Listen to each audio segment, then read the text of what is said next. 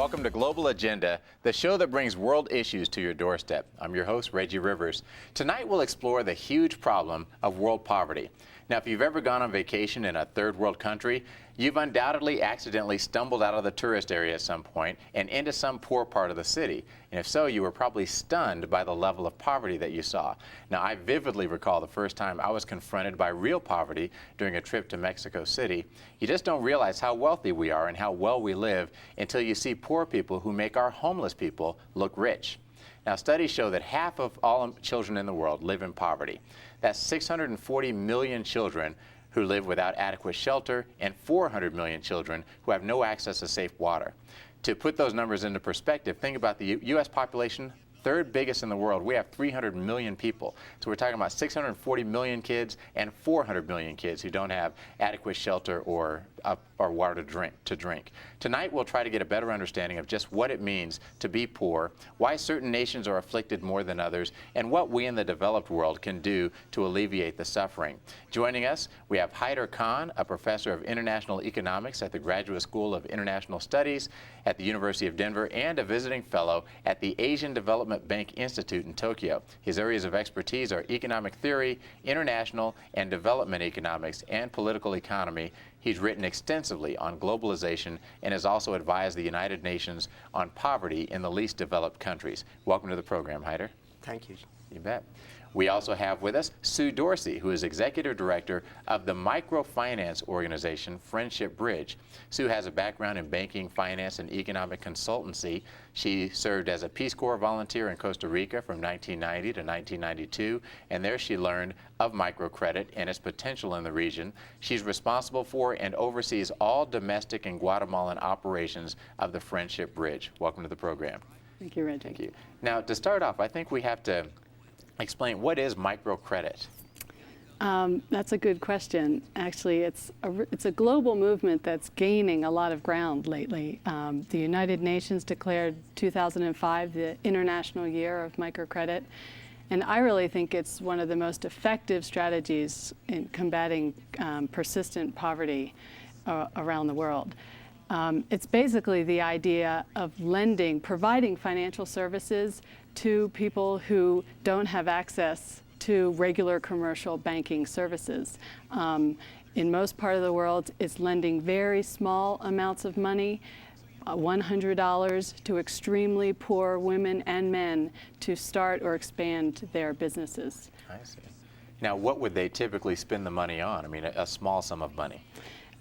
Most of the times it's in textiles, weaving. In Guatemala, it's weaving, embroidery, a lot of animal husbandry, agriculture, small tien shops, and that sort of thing. So they're very small loans that revolve, very short cycles, 6-month cycles, so that the turnover is very quick. So it's mostly businesses that turn over very quickly. Okay.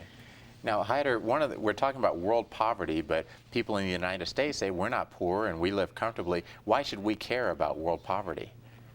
Indeed, in the Bible, we know that one brother said about the other, "Am I my brother's keeper?" So the question makes sense. And just to kind of reinforce and really emphasize why Americans in particular should care about this issue, let me read something from a book that's called Keeping Up with the Dow Joneses. And there is a chapter there called America. And there's a short poem which I will read now. It's written by a homeless poet in Seattle, Washington. The date is 1999. In America, you are not required to offer food to the hungry, or shelter to the homeless, or to visit the lonely. In fact, one of the nicest things about living in America is that you really don't have to do anything for anybody. Now, if you just reflect on the tone of bitterness and the hopelessness in this poem, you realize that one thing that is really lacking even right here is empathy. So I think that is the most fundamental reason why America and Americans need to learn how to care. So this is one reason, but I will give you two other reasons. One is self-interest. For both economic and political security reasons, after 9/11 especially, I think Americans need to think that they are no longer isolated, that we are interdependent. Economically, we are interdependent. And if people over there don't have money to buy our goods, then we are not going to sell as much. And therefore, we are not going to generate as much income for our own folks over here. And Americans who actually made the Marshall Plan after the Second World War, they realized this. You know, George Marshall knew this, and Truman knew this, and we made European recovery possible, and they bought our goods. So there's economic reason. There is a political security reason after 9/11, especially because the recruits of jihad and other kinds of terrorist organizations can come potentially, and actually do come, from among the ranks of the poor and the underprivileged, who are lured into fundamentalist organizations with various kinds of welfare schemes, among others. Now, the third and final reason is really moral. John Rawls, the famous philosopher from Harvard, and Amartya Sen, who was my teacher, both have emphasized that we have a responsibility not just to the citizens of our own country, but to the world as a whole. And that is why I think it is justified as part of the Millennium Development Goals to ask the developed countries to contribute just 0.7% of their GDP every year for foreign aid. Right. Mm-hmm. Yes, no, those are really captured. Those are the three main reasons why the United States should care. I think just focusing on the moral aspects, when you think about poverty, and I know we have plenty of poverty in the United States, the poverty that you see globally is completely different. We were talking about vulnerable populations that live at $1 to $2 a day. That basically means you cannot food, clothe, or shelter yourself and your family on a daily basis. And there are no welfare plans, there's no safety net. Too many children are dying needlessly, and that could be helped with just, as you said, 0.7% of just contributing that small amount could help prevent so much despair in the world that it's a moral obligation. When you talk about how low people are living or how little money they're living on, it makes me wonder about the active definition of poverty. I mean, I think we understand poverty as disparity. Here's a rich person and there's a poor person, but is there an objective definition of what it means to be poor in the world? Well, poverty, Molly Orshansky, who actually was instrumental in defining the poverty line that we use even today in the US, once said that poverty is in the eye of the beholder. And to some extent, she was right. I mean, it's how you look at these things.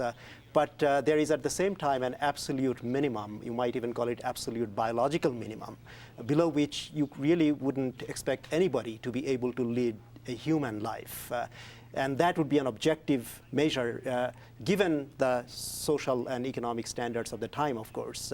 And in the US, for example, right now, that line of income, the poverty line for a family of four, is $19,250 or thereabouts for the 48 states. It's a little higher for Hawaii and even higher for Alaska.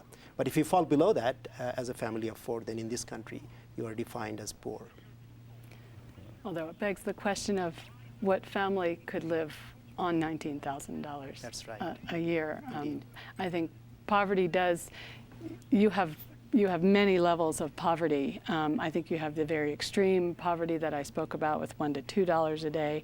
I think you still have poverty in the United States at $19,000. And you also see poverty differences in terms of rural poverty versus urban poverty.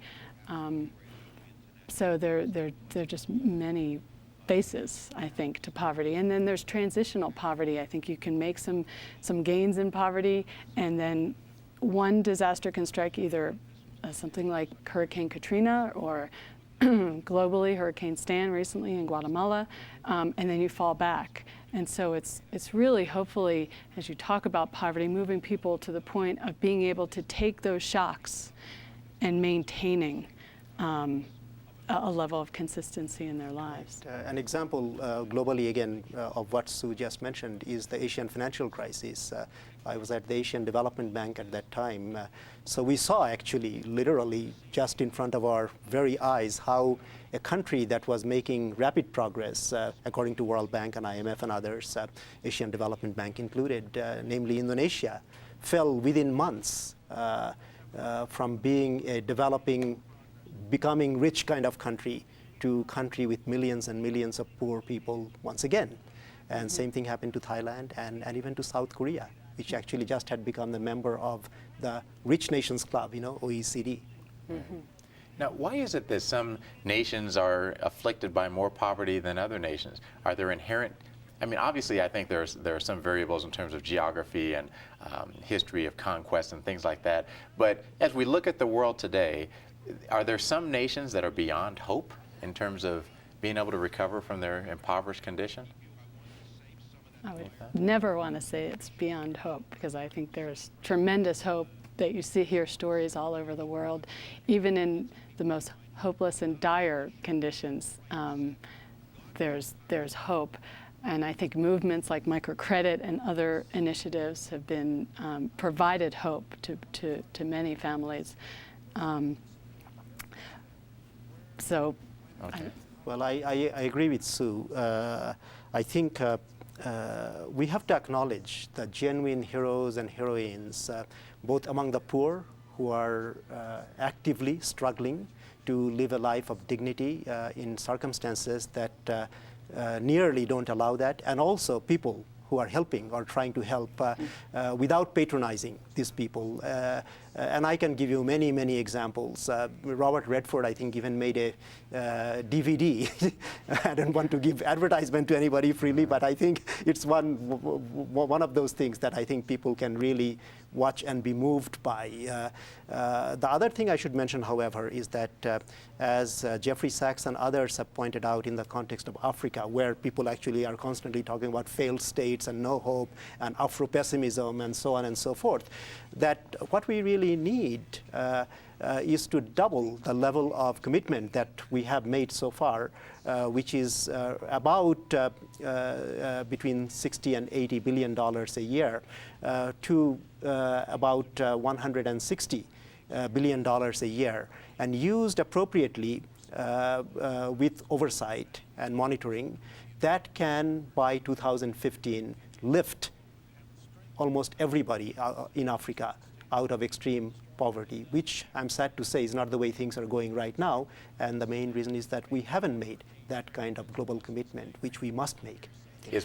Go ahead, I'm sorry. Well, I was just thinking money alone, won't always solve the problem in terms of doubling the amount of money. I think I would challenge the industry, especially the development industry, to say, what kinds of strategies are we using? Should we continue with the same strategies or change them? Because we've used them over time for decades, and we haven't made the dent we need to make. And if we have that goal to 2015, which is only 10 years away, although it's plenty of time, we need to start thinking about changing our strategies. Exactly, and that's exactly the direction in which many of us are thinking and urging the international development organizations to go. We can start with the very basic things. For example, mosquito nets in Africa. If you can provide mosquito nets, then you can actually address the worst aspects of malaria, and especially children. Millions of children die every year in Africa. You can start with basic sanitation, clean drinking water, to which many people don't have access. And I am sorry to say that some of the programs pursued by IMF and World Bank actually have made it worse, because they have privatized water, among other things, or have encouraged privatization of water. So we must get away from some of these kind of seemingly efficient economically, but actually destructive on the ground kind of activities, and address real problems of sickness and disease, of hunger and nutrition, education of children, helping mothers who are giving birth, and postnatal care. So we have to be very concrete. I completely agree with you, and some of us are trying to do exactly that. And it sounds from listening to both of you talk that this is a very complicated process of trying to cure poverty in a particular area, and it's not a uniform apparatus that we can take from one country and apply to another country, because in one country they need mosquito nets. That's going to be the solution. In another country, there's, they need more access to microcredit is going to be the solution. And so is it really, are there good strategies in place to develop a plan for each country that we're going into, or is it kind of a process by which we're trying to apply the same methodology to every country? Yeah, I think that's a valid point. It is very complicated. There's so many aspects to poverty. There is the lack of access to clean water, to health care, to education. And I think there are some standards across the board that do need to be met at a base level, but then make sure that you tweak them. I think that the underlying principle should be in development should come from the grassroots. The more top down, the less effective, the less chance you have of being effective on the ground. And poverty is on the ground. That's where it lies, that's where it is, and that's where it has to come from. And I think strategies that are sustainable, that address the education, health, and access to financial services, I do think sort of bring people out of poverty, and it's not a handout. It's a hand up. It's sustainable, and thus be the most effective. Right. Let me pursue that line of thinking just a little farther. Sen was actually one of the pioneers in emphasizing that what you need, and he coined this word for this, is to enhance the capabilities of people. That is, their power to live a certain kind of life and to do certain things.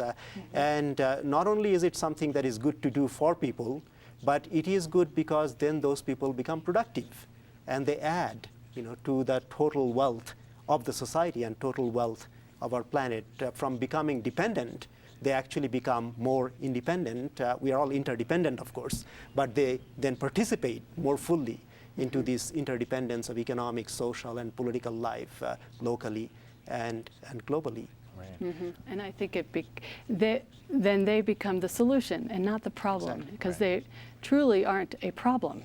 They're productive members of society and it just need a little enhancing to encourage that. Sure.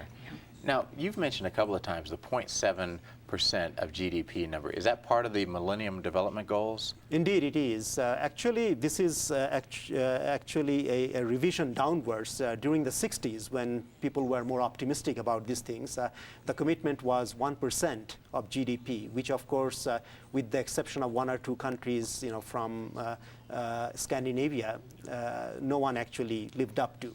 So people have become more modest. But even for 0.7%, I'm sorry to say, only 5 out of 22 countries that have committed to it have lived up to it. But they have made their commitment once again. And let's hope that this time, they will actually be able to live up to it. So the 22 countries that have committed, I'm assuming we're talking about the United States and Canada and then other Developed countries countries. in Europe, Japan? Japan, right. Okay. Right. So how is it that they arrived at this number? Do you know? Well, basically, if you look at what needs to be done to take care